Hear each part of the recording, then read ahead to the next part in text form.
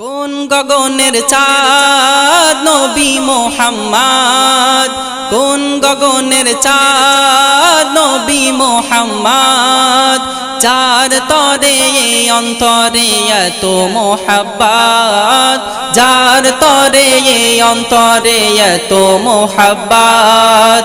কোন গগনের চাঁদ নবী মুহাম্মদ, যার তরে অন্তরে এত মোহাব্বত, যার তরে অন্তরে এত মোহাব্বত।